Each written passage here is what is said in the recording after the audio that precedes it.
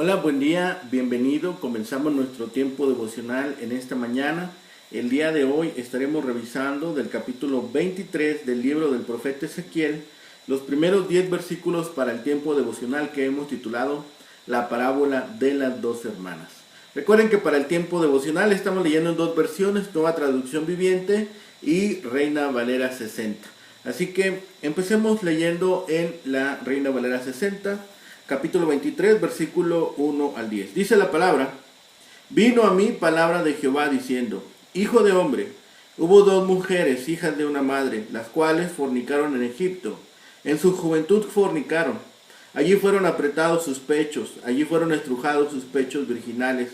Y se llamaban la mayor Ahola y su hermana Aholiba, las cuales llegaron a ser mías y dieron a luz hijos e hijas, y se llamaron Samaria Ahola y Jerusalén Aholiba. Y Ahola cometió fornicación aún estando en mi poder y se enamoró de sus amantes, los asirios, vecinos suyos, vestidos de púrpura, gobernadores y capitanes jóvenes codiciables, todos ellos, jinetes que iban a caballo, y se prostituyó con ellos, con todos los más escogidos de los hijos de los asirios y con todos aquellos de quienes se enamoró. Se contaminó con todos los ídolos de ellos y no dejó sus fornicaciones de Egipto, porque con ellas se echaron en su juventud, y ellos comprimieron sus pechos virginales y derramaron sobre ellas su fornicación, por lo cual entregué en mano de sus amantes, en mano de los hijos de los asirios, de quienes se había enamorado. Ellos descubrieron su desnudez, tomaron sus hijos y sus hijas, y a ella mataron espada, y vino a ser famosa entre las mujeres, pues en ella hicieron escarmiento. La misma porción en la Nueva Traducción Viviente, capítulo 23, versículos 1 al 10. Recibí este mensaje de parte del Señor. Hijo de hombre, había una vez dos hermanas que eran hijas de la misma madre. Ambas se hicieron prostitutas en Egipto. Incluso cuando eran jovencitas, dejaban que los hombres manosearan sus senos. La mayor se llamaba Ahola y su hermana era Aholiba. Yo me casé con ellas y me dieron hijos e hijas. Me refiero a Samaria y a Jerusalén, pues Ahola es Samaria y Aholiba es Jerusalén. Luego Ahola sintió deseos sensuales por otros amantes y no por mí. Así que se entregó su amor a los oficiales asirios. Eran todos jóvenes atractivos, capitanes y comandantes, hermosamente vestidos de azul, que conducían los carros de guerra. Así que se prostituyó con los hombres más deseables de Asiria, rindiendo culto a sus ídolos y contaminándose. Cuando salió de Egipto, no abandonó la prostitución, sino que continuó tan depravada como en su juventud, siendo los egipcios que se acostaban con ella, le manoseaban los senos, la tenían como prostituta. Entonces la entregué a sus amantes asirios, a quienes ella tanto deseaba. Ellos la desnudaron, se llevaron a sus hijos como esclavos y luego la mataron. Después de recibir su castigo, su mala fama llegó a oídos de todas las mujeres de la tierra. La parábola de las dos hermanas es una alegoría de dos hermanas, una historia de apostasía del pueblo de Dios y el agravamiento de esta.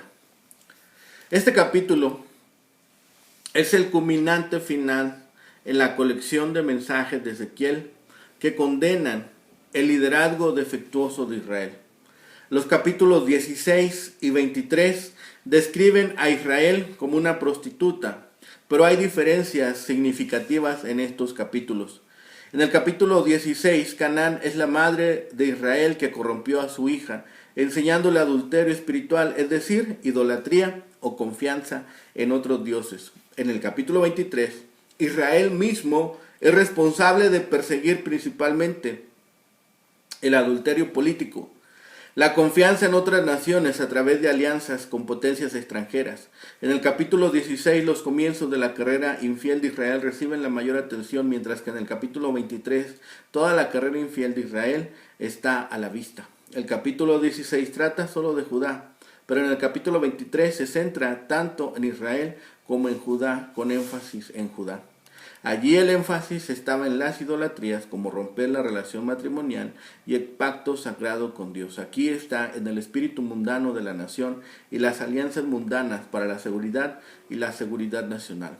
A pesar del tema desagradable y el lenguaje poco delicado, el lector de estos versículos debe apreciar que este es el lenguaje de disgusto indescriptible, y debe tratar de reconocer la pasión de Ezequiel por el honor de Dios y su furia por la conducta adúltera del pueblo del pacto. La sensación de náusea que despierta un capítulo como este debe atribuirse no al escritor del capítulo, ni siquiera a su contenido, sino a la conducta que tuvo que describirse en términos tan repugnantes. Este capítulo contiene el lenguaje más gráfico de la Biblia en referencia a imágenes sexuales. Por esa razón, requiere un cuidado extremo en la enseñanza y en la predicación. La relación entre los capítulos 16 y capítulo 23 no deben pasarse por alto. El capítulo 16 es el mensaje del huérfano que se convirtió en prostituta. El tema del capítulo 16 se centra en la seducción de Judá por el culto cananeo. El capítulo 23 aborda las alianzas políticas con naciones impías que significaron la perdición tanto para Israel, Samaria, el reino del norte, como para Judá, Jerusalén, el reino del sur. El capítulo 16 se centra únicamente en Judá, mientras en el capítulo 23 se centra tanto en Judá como en Samaria. En esta parábola, Aholiba, Judá, observó la degradación y la caída de su hermana Ahola, Samaria, que cayó ante Asiria en el 722 a.C. Trágicamente, Judá no aprendió de las cosas que vio en la desaparición de su hermana. Judá también se volvió una prostituta peor que su hermana.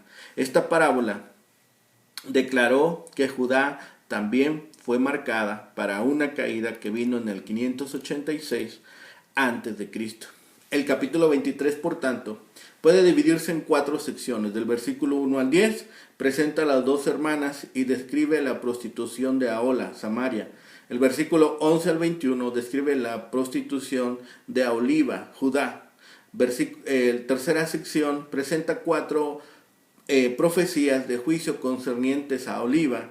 Y la cuarta sección revisa el registro de las 2 hermanas y la predicción del juicio sobre ellas. Así, después de denunciar las ofensas del pueblo, Ezequiel emplea esta parábola para describir la depravación de Israel al apartarse de Dios y depender de otras naciones. Este acto se compara entonces con la prostitución. Estas son hermanas que adulteraron. Ciertamente el capítulo 23 de Ezequiel es una de las secciones de mayor impacto en el libro de Ezequiel. Comienza comparando a Samaria y a Jerusalén, estas capitales de Israel y Judá respectivamente, con 2 hermanas. Ellas eran hijas de una misma madre porque tenían un antepasado común, es decir, Jacob, cuyos descendientes formaron 12 tribus. Ya se ha dicho o se ha hecho referencia a la indeterminada idolatría en Egipto. Quizá a Samaria se le llama la mayor porque fue la primera que se apartó del Señor. Ahola, que significa su propia tienda, tal vez se refiere a la falsa adoración que los reyes malvados de Israel establecieron en Dan y en Betel después de la división del reino. Aholiba, que significa mi tienda está en ella, sin duda se refiere a la presencia del santuario de Dios en Jerusalén. Como en el capítulo 16, aquí el Señor se refiere de nuevo a la relación del pacto con un matrimonio entre Él y su pueblo. Aquí el lenguaje es explícitamente sexual. ¿Por qué? Tal vez para sacudir la sensibilidad de los que escuchaban. A través del profeta Ezequiel, Dios le está diciendo a su pueblo: lo que hacen en su vida espiritual es tan repugnante para mí como si su vida sexual estuviera prostituida. El adulterio espiritual para mí es igual a la prostitución sexual. Con frecuencia diferenciamos entre los pecados físicos, sociales y los espirituales. Dado que los primeros tienen consecuencias visibles, nos da la impresión de que son los peores. Expresamos la ira ante los asesinatos injustificables físicos que ocurren a nuestro alrededor, porque ellos afectan directamente la vida de otros, los sociales. Censuramos la falta de respeto por la propiedad física, porque ello afecta directamente la vida de otros, la parte social. Deploramos el libertinaje y las perversiones sexuales que nos rodean, el aspecto físico, porque también ellos afectan directamente la convivencia social. No obstante, no nos parece tan malo el hecho de no estudiar la palabra de Dios y no aplicarla a nuestra vida. Esto no tiene consecuencias negativas visibles en la vida social de quienes nos rodean. Que no hablemos de Dios de modo positivo y edificante no parece malo, porque no tiene consecuencias físico-sociales. Por supuesto, el problema consiste en que cuando establecemos diferencias entre los pecados físico-sociales y los espirituales, no vemos la relación con Dios de la forma en que Él nos las describió en los primeros 3 mandamientos. Cuando el Señor le dijo al pueblo de Judá que sus pecados espirituales los prostituían ante sus ojos, el claro lenguaje puede hacer que captemos entonces el mensaje. Por supuesto, con el tiempo, el quebrantamiento de las relaciones con Dios traerá la maldad en otras esferas de la vida. Las semillas de la decadencia moral tan extendida en nuestros días se sembraron por la falta de respeto a la Biblia y a los valores espirituales. En el caso de Israel y de Judá, la apostasía espiritual se vinculó íntimamente a una burda inmoralidad. Samaria, por tanto, Israel, conservó lo que quedaba de la idolatría que se practicaba en Egipto al tener las imágenes de becerros como objeto de adoración en el reino del norte. Tal vez se tratara de representaciones de Apis, el dios toro de Egipto, en abierta oposición a la orden del Señor en contra de las alianzas militares con vecinos paganos. Oseas intentó aliarse con Egipto. Además, a Samaria le atrajo el poderío del imperio asirio. Las alianzas que hizo con esa potencia violaron la confianza y la ilimitada dependencia que el pueblo se había comprometido a tener con el Señor. Los tratados siempre requerían que se reconociera a los dioses extranjeros y por lo menos que se participara exteriormente en la adoración de los mismos. Siempre es más fácil confiar en algo que se ve que en Dios. Es mucho más fácil estar asegurados por un buen programa financiero que confiar en las promesas divinas. Es más fácil que nos sintamos seguros por causa del poderío militar de una nación o de sus aliados que sentirnos seguros por las promesas del Señor. Muy a menudo, estas dos formas de confianza se contradicen, como lo vemos en el caso de Samaria. El castigo de Dios ya había caído sobre Samaria del tiempo de Ezequiel. La nación a la que Israel le había pedido ayuda se convirtió entonces en su verdugo. Ezequiel elige para su presentación a estas dos hermanas. Israel había sido una sola nación hasta los tiempos de Salomón, cuando se dividió el imperio en 2 naciones. Samaria era la capital de Israel en el norte y Jerusalén la de Judá en el sur. El profeta presenta a las dos como prostitutas en cuanto a su relación con Dios. El Señor da este relato a Ezequiel sobre estas dos hermanas que habían nacido de la misma madre.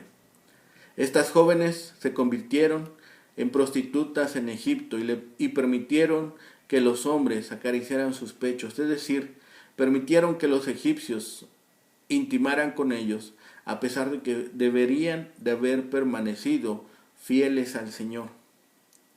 Una evidencia de la idolatría de los israelitas que habían adoptado de los egipcios salió a la superficie en el incidente del becerro de oro en el desierto.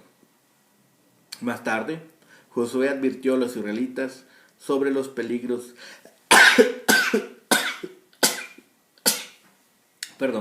sobre los peligros de la idolatría que habían persistido desde que habían salido de Egipto.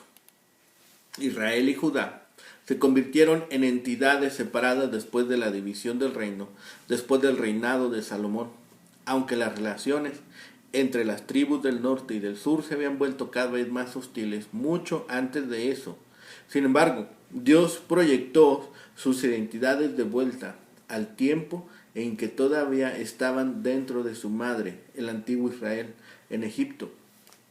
El origen común de estas hermanas explica en parte su comportamiento similar. Su padre no declarado es Jehová mismo. Ohala era el nombre de la hermana mayor, su tienda, probablemente una referencia a sus santuarios paganos. Y ella representa a Samaria, la capital del reino de Israel. O a Oliva, o Oliva, era hermana menor, mi tienda está en ella, probablemente una referencia, como hemos dicho, al templo. Ella representa a Jerusalén, la capital del reino de Judá. Se convirtieron en la esposa del Señor y le dieron hijos e hijas, es decir, habitantes y aldeas circundantes. Evidentemente, el Señor consideraba a Samaria como la hermana mayor porque el reino del norte fue el primero en apostar y establecer alianzas políticas con naciones extranjeras, particularmente con los asirios. Si bien esta alegoría sugiere que Jehová cometió bigamia e incesto, obviamente no hizo nada en relación con Israel para que fuera de alguna manera inapropiado. Este es un excelente ejemplo de por qué no debemos aplicar lo que la parábola excluye. No hay ninguna referencia al padre de las hermanas en la parábola. La historia hace ciertas comparaciones, pero si tratamos de aplicar todas las implicaciones de la historia terminamos con algunas incongruencias. El pecado de Samaria es evidente aquí. Samaria estaba unida con Dios por medio del pacto que Él le había dado. Este convenio exigía que perteneciera y dependiera solo a Él. No debía hacer alianzas con otras naciones, porque Dios había prometido darle provisión y protección. A pesar del pacto, Samaria hizo convenios con Egipto y con Asiria. Por esta causa, Dios la acusó de infidelidad a su pacto. Además de la alianza política, imitó la adoración de los ídolos de ellos. Fue avergonzada y al fin destruida por los mismos asirios. Jaola demostró ser infiel al Señor al codiciar a sus atractivos vecinos los asirios. El atractivo entonces, como ahora, era la juventud, la fuerza, la posición, la riqueza y la autogratificación, es decir, el mundo en todo su deslumbramiento y atractivo. Jaola cometió adulterio político al hacer estas alianzas, lo que implicaba, como hemos visto, adorar a sus ídolos. Esta fue una continuación de su comportamiento desde su juventud en Egipto, donde había hecho las mismas cosas, donde había caído en las mismas prácticas y actitudes. El Señor había entregado a los asirios, con quienes había demostrado ser infiel en el año 722 a.C. Abusaron de ella e incluso la asesinaron para que se hiciera famosa por sus pecados. El nombre Jezabel evoca un disgusto similar incluso hoy en día. La infidelidad en el matrimonio se tomaba muy en serio en el antiguo Israel. El adulterio y la prostitución eran odiosos para Dios y castigados con la muerte, como indican varios pasajes de Levítico y Deuteronomio. En esta parábola es evidente que Samaria e Israel habían caído en adoración de dioses extraños. El lenguaje y las figuras concuerdan con aquella época. Estas humildes representaciones de la naturaleza no tendrán abiertos el arrepentimiento y la tristeza perpetua en el alma, ocultando el orgullo de nuestros ojos y sacándonos de la propia justicia. ¿No prepararán también al alma para mirar continuamente a Dios por gracia, para que por su Espíritu Santo podamos mortificar las obras del cuerpo y vivir en santa conversación y bondad? Estas dos mujeres, prostitutas, habían llegado a condiciones deplorables. Se consideran las esposas de Jehová, Samaria y Jerusalén, y como esposas tenían que ser fieles y depender de él para la protección contra sus enemigos. El hacer alianzas con otros poderíos era depender de ellos y no de Jehová, lo que venía a ser una marca de infidelidad. En el capítulo 23 vemos el campo de la alegoría, el tema de la relación marital entre Dios y su pueblo. Ya había sido tratado por el profeta, como lo vimos en el capítulo 16, por lo que el primer tema a considerar es la relación entre este capítulo y el capítulo 16, como hemos hecho. Los elementos comunes a los dos pasajes son en primer lugar la figura en general y el tema. Repetimos la relación marital e infidelidad. A partir de eso, Después podemos mencionar la semejanza de vocabulario que existe entre estos dos capítulos. Hay una serie de palabras comunes y por supuesto se debe tener en cuenta la extensión en los dos casos, que se trata de pasajes largos dedicados a un tema. De la misma naturaleza, se deben señalar las diferencias que existen entre los dos. Por un lado, se debe tener presente que la naturaleza del pecado que se denuncia es diferente. Mientras que en el capítulo 16 se enfocaba el problema de Judá de una perspectiva teológica, la idolatría en este problema es descrito desde la naturaleza política, la alianza con otras naciones. A esto se debe agregar que mientras Ezequiel 16 se centra en Judá, con muy poca referencia a Israel, el reino del norte, en este capítulo forma parte esencial de la figura, la alegoría, por más que se hable poco del reino del norte, Israel. Finalmente podemos reconocer que en el texto anterior, el capítulo 16, termina con una referencia a la restauración, es decir, positivamente, y en este caso no hay palabra de esperanza en el capítulo 23.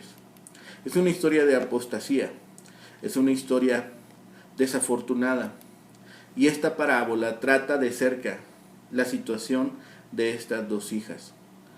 Vemos varios hechos de estas hermanas que podemos rescatar. Tenían nombres que identificaban su carácter, pertenecían ambas a sus padres. Su prostitución comenzó desde la juventud. Esta idolatría de estas ciudades es importante. Egipto tenía muy marcada idolatría y prostitución espiritual. Y cuando Israel salió de Egipto, se rebelaron contra Dios y contra Moisés.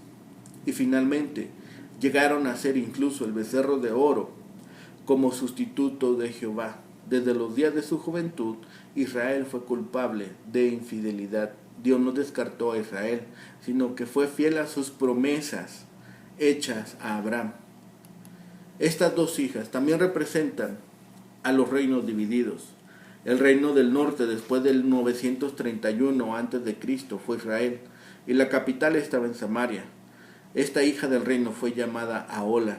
Esta referencia también se cumple con la otra hija, Jerusalén, Aholibá, que significa, como hemos dicho, mi tienda está en ella. Y este nombre es un recordatorio de que Dios había seleccionado Jerusalén como el lugar para su tienda o el lugar de culto. Ahola, esta llamada hermana mayor, probablemente porque el reino del norte fue el primero en establecer santuarios oficiales. Ellos respaldaron la adoración pagana bajo Jeroboam I. También el reino del norte fue el primero en establecer alianzas políticas con naciones extranjeras, particularmente, como sabemos, con los asirios. Esta historial de prostitución con Asiria se resume describiendo cómo ella codiciaba a los apuestos jóvenes guerreros asirios. La prostitución política de Israel era de particular preocupación para Oseas, y la misma idea de prostitución fue la base de su mensaje. El obelisco negro de Salmanasar III muestra a Jehú postrándose ante el rey asirio. Este registro ha sido fechado alrededor del año 840 a.C., cerca del comienzo del reinado de Jehú. La alianza política y la fijación en Asiria también se extendieron al reino de la adoración. Las formas asirias de idolatría fueron adoptadas en la adoración hebrea como formas modificadas de las idolatrías aprendidas en Egipto. El juicio vino con la liberación de Samaria en manos de los amantes, los asirios. La captura de hijos e hijas y el asesinato de Ahola con la espada se referían al exilio que vino a la caída de Samaria, en manos de Salmanasar V. Los asirios la desnudaron, quitó hijos e hijas, y ella se convirtió en sinónimo de castigo. Partes de la tierra fueron literalmente despojadas cuando los asirios cortaron toda la madera y se llevaron muchos de sus recursos naturales. Estas palabras son terribles. Estas palabras son contundentes. Hay muchas referencias que podemos nosotros estudiar, pero al final el texto termina dando la clave de la alegoría. Ahola es Samaria, Aholiba es Jerusalén, siempre entendiendo que las capitales representan a los estados. No cabe duda que lo detallado y preciso de la presentación tiene que ver con el propósito del relato que sigue. Estos versículos representan solamente la introducción al mensaje que el profeta quiere transmitir. Aún está en la presentación, aún está en los primeros elementos para que nosotros podamos comprender lo que el profeta quiere transmitirlo. Ezequiel continúa su discusión en cuanto a las razones del juicio de Dios sobre la nación al usar esta alegoría. Compara estos reinos con las dos hermanas que se entregan a prostitución. Los ciudadanos soberbios de Jerusalén se burlaron por mucho tiempo de su hermana, la ciudad de Samaria, pensando que eran superiores. Sin embargo, Dios llamó prostitutas a ambas ciudades. Esto fue un tremendo impacto para el pueblo de Jerusalén, que pensaba que era recta, que pensaba que era mejor. Así como el lenguaje figurado de este mensaje era estremecedor y desagradable para el pueblo, también son repugnantes nuestros pecados para Dios. No somos mejores que ellos. El pueblo codiciaba juventud, fuerza, poder, riqueza y placer, las mismas cualidades que la gente de hoy piensa que le traerán felicidad, pero los encantadores asirios apartaron a Israel de Dios, y ese fue el principio de su perdición. No solamente apartaron su pie, sino también permitieron ser llevados por sus amantes. Las alianzas militares con Asiria, contratadas por Samaria, son la evidencia de la inmoralidad grosera de esta mujer. El país dependía de la fuerza humana y no de Dios. Estaban olvidando a Dios y su relación con Él, confiando en las relaciones humanas. Al final fue Asiria quien destruyó a Israel septentrional y desoló a Samaria, su capital. La situación de Samaria con Asiria le condujo a su caída. Samaria cayó ante los asirios en el 722 antes de Jesucristo. Ella había cometido fornicación con los jinetes codiciables y fuertes de Asiria.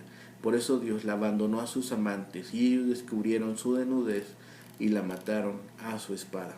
Este fue y sería el final de esta ciudad, de esta parte del pueblo de Dios. Aún vienen las siguientes descripciones del castigo sobre estas dos ciudades.